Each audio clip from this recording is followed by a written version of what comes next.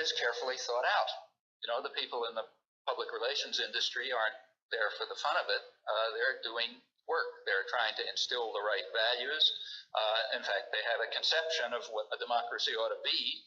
It ought to be a system in which the specialized class are trained in order to do their work for the service of the masters, and the rest of the population ought to be deprived of any form of organization, because organization just causes trouble.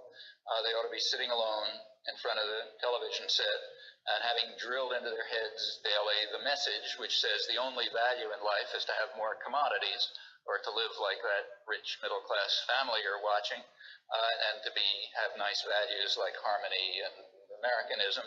And that's all there is in life. You may think in your own head that there's got to be something more in life than this, but since you're watching the tube alone, you assume I must be crazy because that's all that's going on over there.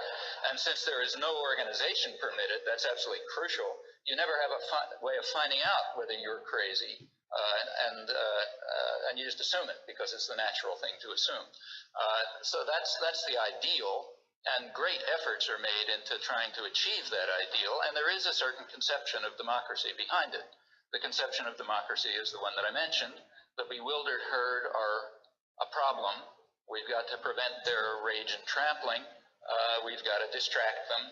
They should be watching the Super Bowl or sitcoms or, you know, violent movies or something. Every once in a while you call on them to chant meaningless slogans like support our troops,